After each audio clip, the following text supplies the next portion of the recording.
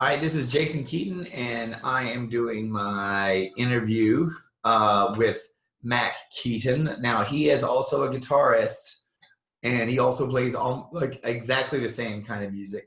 However, the difference is that Mack is more of a songwriter, and for me, that's really kind of mind blowing. So, thank you for helping me out with this, my nephew Mack.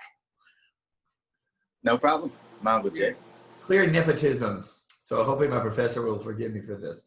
So Matt, what song you're gonna perform for us first, and then I'm gonna ask you some of the things that kind of goes into the way you do your arrangements and kind of what it takes and all that stuff. Okay. So what song are you gonna be playing for us? It's the last song that I wrote, and I'm playing it just because I feel like it'll be easier to talk about and explain as opposed to going back to an older song. Is that the name of the song? No, the name of the song is called Breathe. I like to title my songs with words that may not be the hook. I think that's fun for listeners. So I was like, what is Breathe? Is that going to be the chorus, or is that just the name of the song? Got you. I got my tea here, so I'm going to enjoy. I've been practicing all morning, so I'm going to enjoy listening to some music for a change. So, all right, whenever you're ready. anytime. You know, let me mute myself. All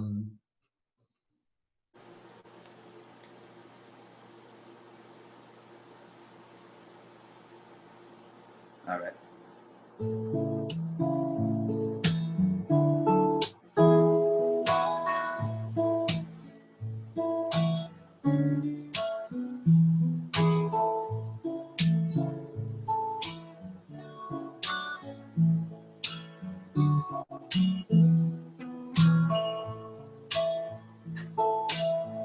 You grab the dog, I'll grab the pole. We'll take a stroll down to the fishing hole. Find a place to get settled among the timber and pine. I can't wait to stretch out my fishing line. So let's dig and get down with the clickers on. I'll grab my guitar and I'll sing you a song. A cooler full of bitter cheer, all the shots that we had missed. Singing, forget stress, let's take a breath and listen to this. And let it all fade away.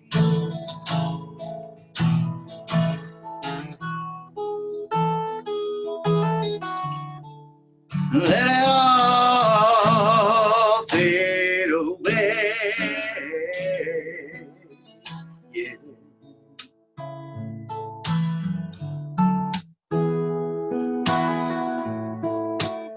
This is some good coffee music.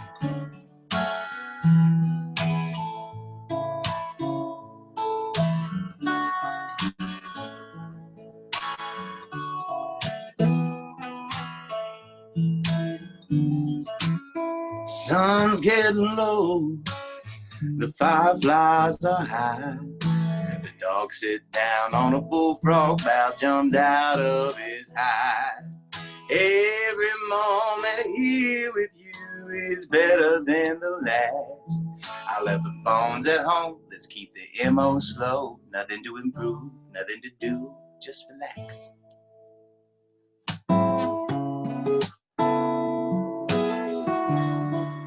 And let it all fade away.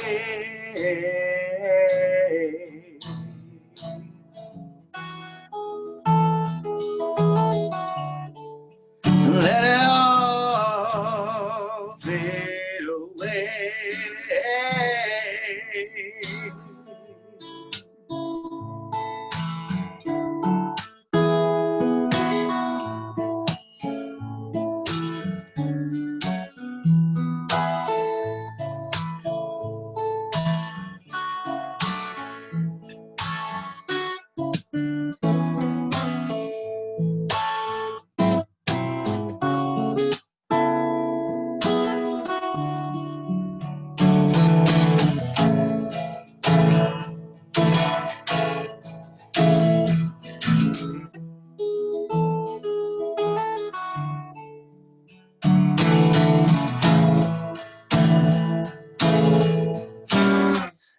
getting my brother, sisters, cousins, and mothers. It's a casual, actual, natural, beautiful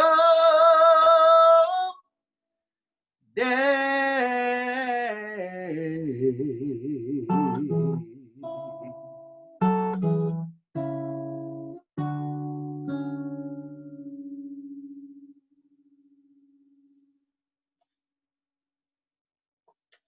And that's that one. All right, that's beautiful, Mac. Good job. I love it.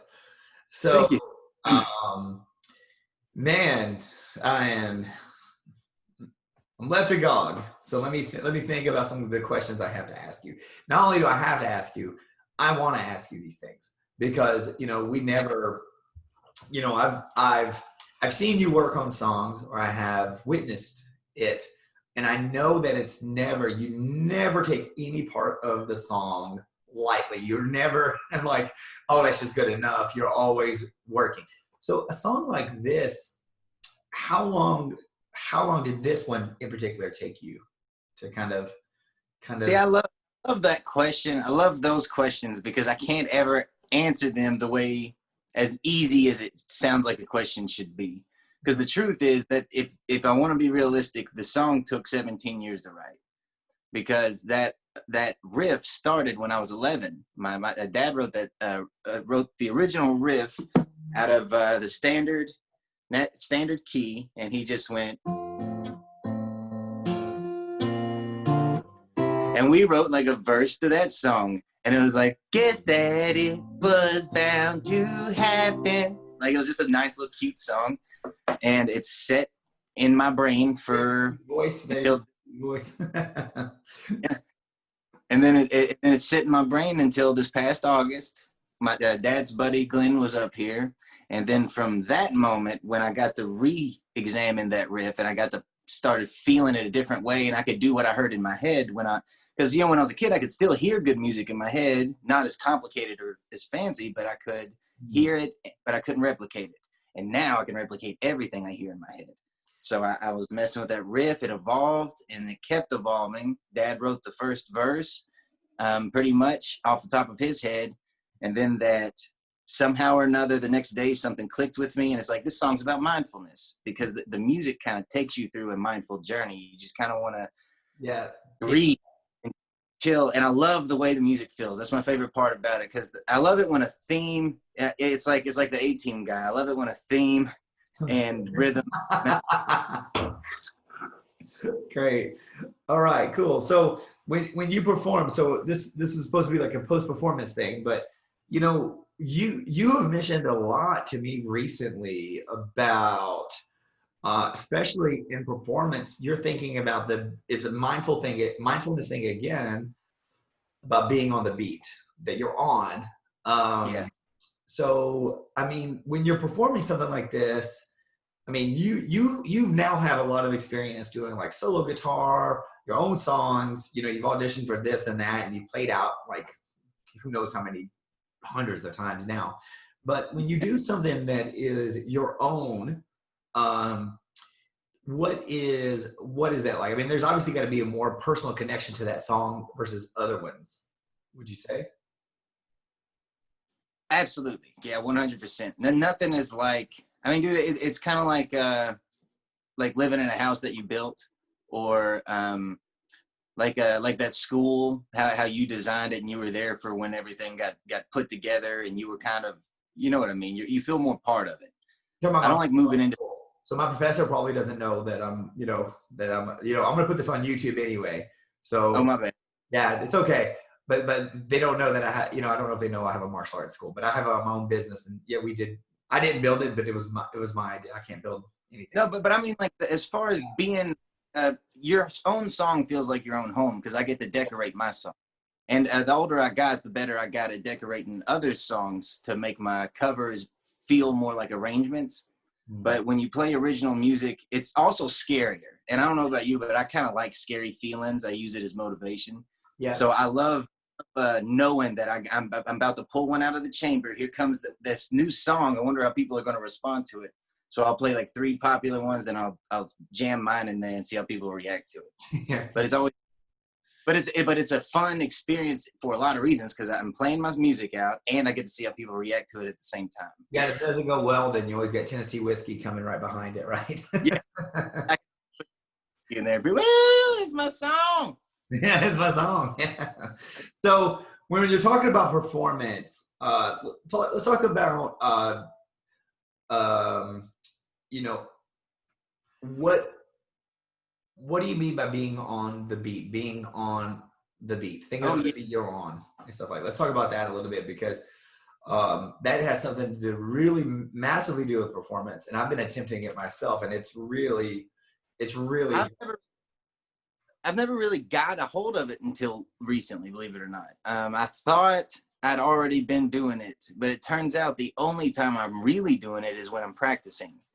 And man, I wish I could have figured that out earlier. But I was studying more about trying to be a better singer, and I heard they just said it that way. Don't think about the beat you're going to, think about the beat you're on. And I'm like, what?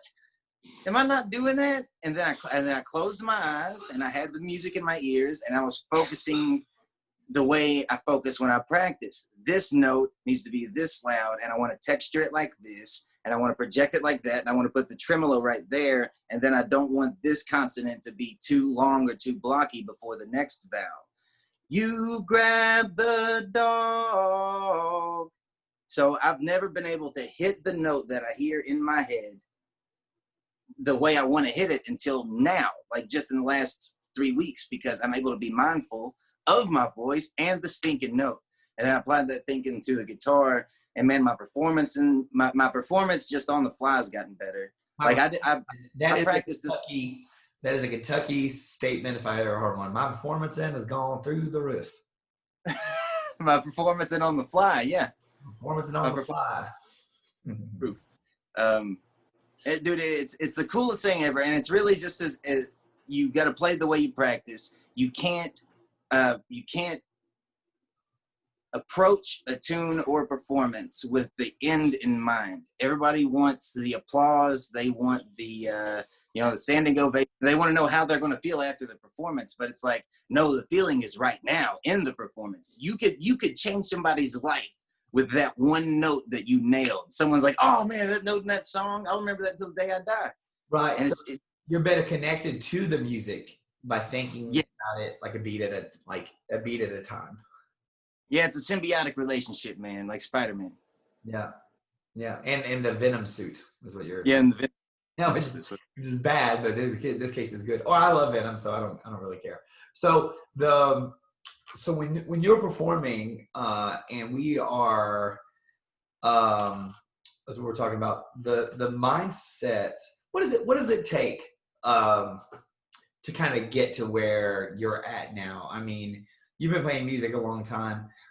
You also went to music school, and tell us a little bit about kind of how you were able to kind of get to where you're at now, because it's definitely been a journey. And then if you can relate that to context of performance, I'd appreciate that. Like relate that to how that's helped your performance over the years. Well, I'll tell you exactly how you get to where I'm at, Jay, and I feel like everybody on this planet can get to where I'm at. I think it all has to do with practice, and I think all the real pros will tell you that same thing. It has to do with slow, mindful, active practicing, something that I didn't really get a hold of until maybe my last year of college, to be honest with you. So it took a long time before I was able to have patience with myself. But the main problem I had having patience with was apparently I didn't know as much as I thought I did. And that seems to be the case with most people. You get kind of good, and you know just enough to know that you know everything. And then someone's like, nope, you don't know nothing. And then, here's the world. The music is everywhere, and I don't know nothing. So I'm going to start in this corner, start learning slow. And that's what I did. When I run into problems, I would just have to slow it down. And I really would just have to go beat by beat, note by note, to the smallest subdivision. That's how I do everything now. So I kind of do it wrong, but instead of here's my chords, here's my melody, and then try to learn it, I go, here's the first beat. What is that supposed to sound like? And I learn a song beat by beat now, subdivision by subdivision. And then I'll put it together, first verse, and then I'll just keep expanding the song until it's the way it is. And how this relates to performance is that is where people get the confidence they need to perform the way they want to when they're on stage. It all starts in the practice room. The more hours you have thinking and feeling how you should be, or your fingers should be placed, the angle of the tips of your fingers, the paths between fingers when you're changing chords and moving it throughout the neck, you're not overshooting stuff. Your fingers ain't jumping away from the neck because you have went so slow and trained these fingers to be like ninjas. It's like a yoga, like a smooth kata. I don't know how to explain it. But you have everything trained so fine. It's so fine-tuned that you can't, it's so hard to make a mistake on stage that if you do, people will transcribe them. Yeah, that's kind of like some of my famous heroes there. The one thing you said, and I think that relates to performance a lot, especially myself. I mean, you know, I've had this whole thing. It's like I knew I didn't know a lot, and I never really felt like I'm better than I am, but I never give myself like grace or leeway to make mistakes during performance. You know what I mean? Or at all. In fact, I don't give myself space to make mistakes at all. So, you know, dealing with yeah. So you know, I've really been working on dealing with criticism. Like positive, it's really, the criticism is good. It's really from a place of love. You know, unless somebody's just being a jerk, I'm like, you suck, then that's a place of hate. But most, you know, when your instructors and your bandmates and stuff are giving you criticism, it really is from a place of love. But what are some things that you had to go through as far as maybe learning to give yourself the space to grow? So basically I realized that giving myself grace to make mistakes is giving myself space to grow. How have you kind of dealt with that yourself? Because I mean, you're kind of like me in a lot of ways. We're both perfectionists. We want to be the best we can be, and we're not really going to settle for just being okay. You know, I want to be as good as so. I mean, I'm really mean to myself, so I'm going to quit being mean to myself first of all. How have you dealt with it? That might be the problem with this phone calls, because dude, it was a long time before I gave myself any grace. I was because I'm just as hard on myself as you were, you know, with your martial arts. When I was doing my music, I wouldn't give myself any leeway, and I just had to get it done. I had to play it perfect. But when it wouldn't happen, and plus, you know, I sing a lot when I perform. I've been doing it, you know, I've been playing out since I was like 13, and I never was a really good sounding singer until maybe like the last 2 or 3 years. Right. Yeah. So it was about the last 2 or 3 years I started giving myself grace. Well, that's better late than never, though. So, but with some guitar, people, yeah. As long as my guitar was pretty good and my rhythm was good. So, and actually, you know what? I did give myself grace. I'm sorry, Jason. The only thing I don't give myself grace with is my volume and my rhythm. If I play with bad rhythm, or I'm playing too loud or too quiet when I don't want to, I don't allow myself to do that performance-wise. But if I mess up a lyric, or if I miss a melody with my voice, actually back in the day, I kind of was easier on myself because I was on the beat. People could still groove, you know. Yeah. Good rhythm covers up a lot of mistakes, but bad rhythm can make the best solo in the world sound like nothing. Yeah, I got it. So with something like this kind of music you do, where and I don't really know how to label it. We've talked about this, you know, and there's a lot of this going on these days where it is country, but it's soul, but it's R&B, you know, and it's rock and it's Southern rock. And, who knows what to label it? But when you're kind of coming up with these songs, you generally construct it for yourself as if it's a band. What kind of goes into these arrangements, in creating these arrangements for your original music? Actually, it's actually a simple answer this time. It's pretty easy, dude. I go beat by beat, and I do what serves the song. And it's a hard thing to explain, but I play what I hear, but what I hear isn't always right. So my brain wants to churn ideas out, and it's about being open to it, sitting there experimenting with chords, I couldn't do this without theory or neck knowledge or years of listening to other genres and styles. It ain't like I was born a savant or anything. But if you when you learn stuff and put it on your fingers, and it goes into a lexicon in your brain, and it's always an option. That order of notes, that melody, that key, whatever it is. Yes. So when I'm writing, my brain's like, hey, maybe this will sound good, maybe that'll sound good, and I keep fine tuning it. And I may even go back months later. But as far as arranging goes, I want it to sound as full as possible. I love crunchy, full harmonies.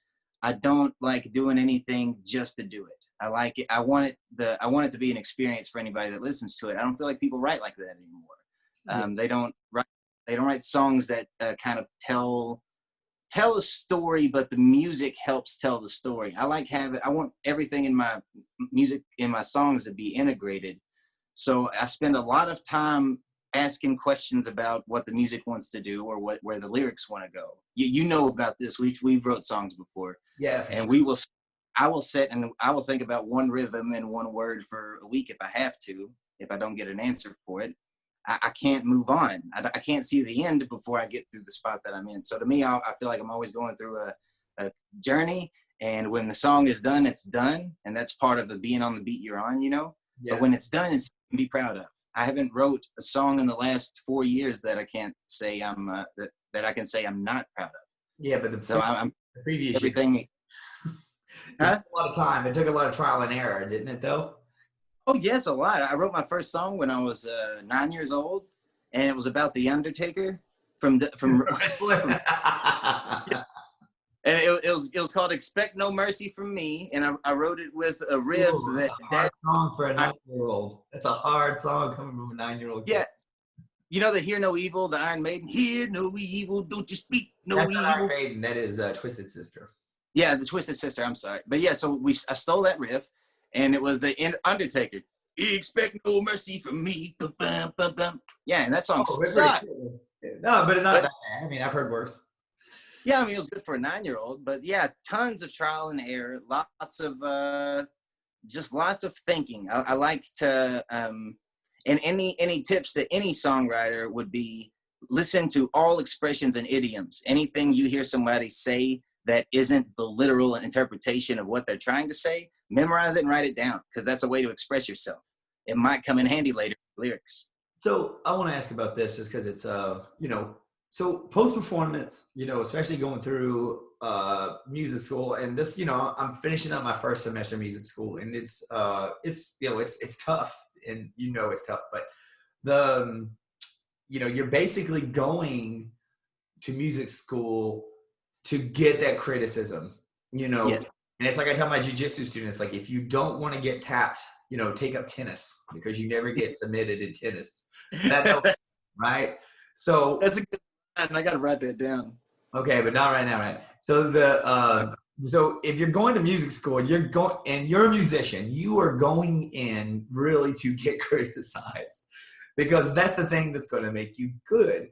So post-performance, I mean, you've been to different levels now. I don't, but I gotta disagree with that. I don't think you're going for criticism. I think you're going to experience being around other musicians. No, I think that's right. Huh? Is a bonus part of that is getting the critiques, I should say, not criticism, the critiques and the assistance.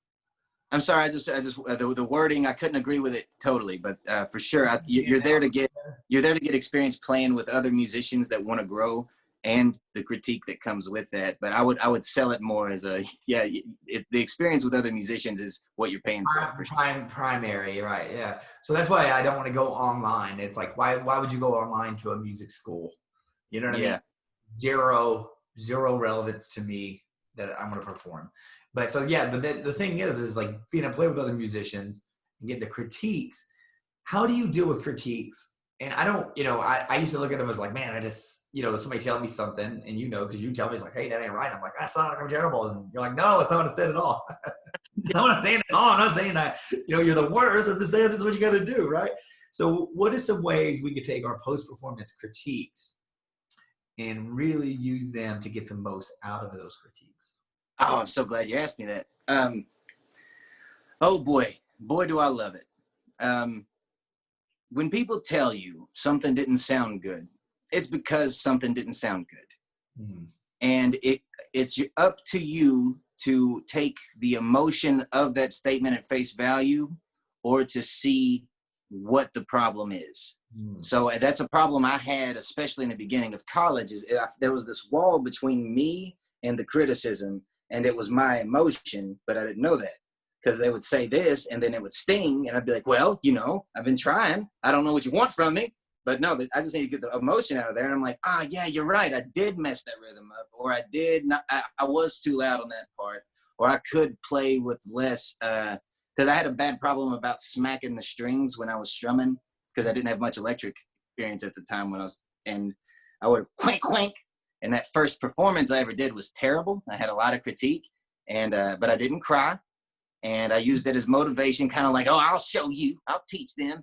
But it evolved to, this is something I need. It's something I want. I actually love criticism now, even if it doesn't come with the constructive part, because if someone says something that strikes something with me up here, something that goes, maybe they're right, then I can pursue it from there. But I don't have any more standoffishness when people critique the music, because I understand it's all subjective. That's the thing to keep in mind. It really is all subjective.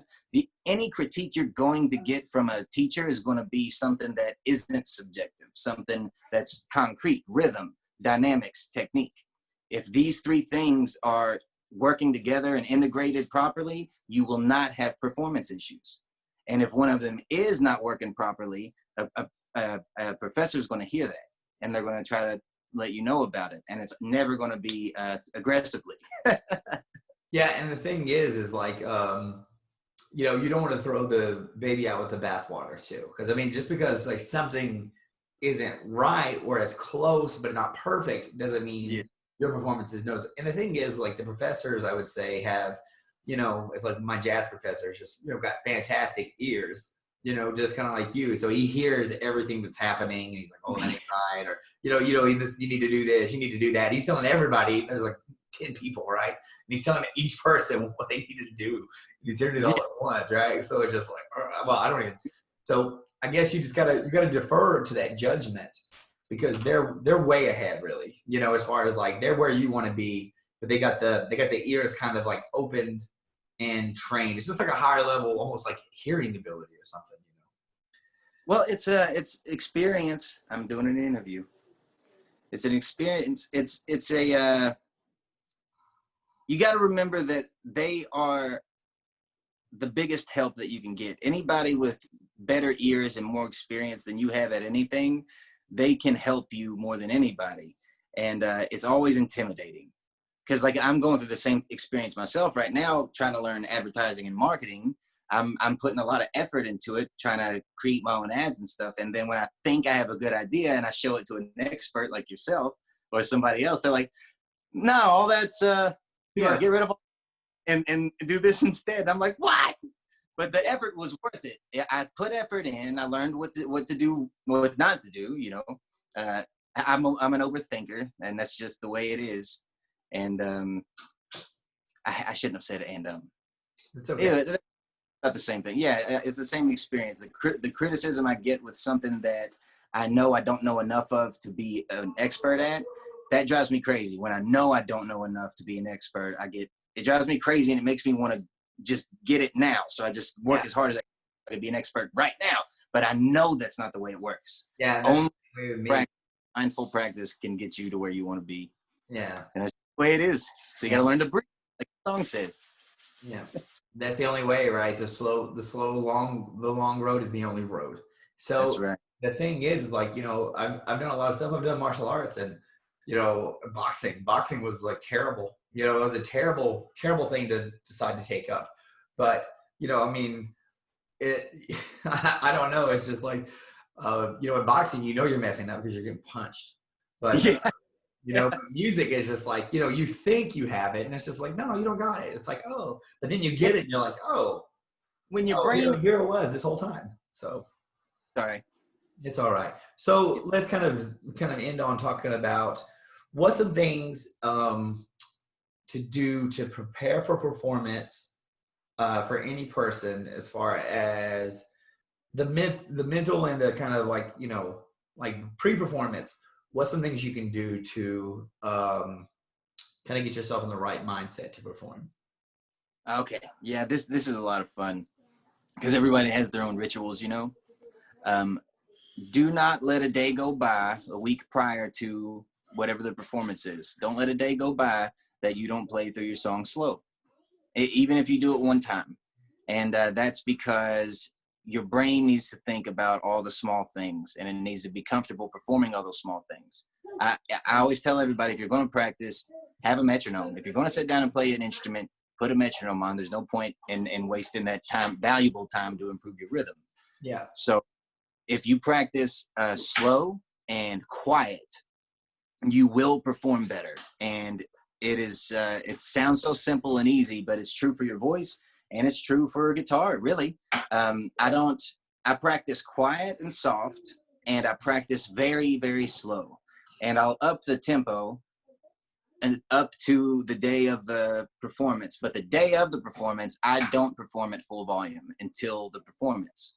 And I always do a better job, because where I've been quiet and I've been reserved, my body wants to be quiet and reserved. So the nerves that I have that would normally make my voice pitchy and make my hands jumpy because I'm unprepared and I'm anxious, instead I'm incredibly prepared and relaxed, and those anxious feelings bring me right up to the right level of performance.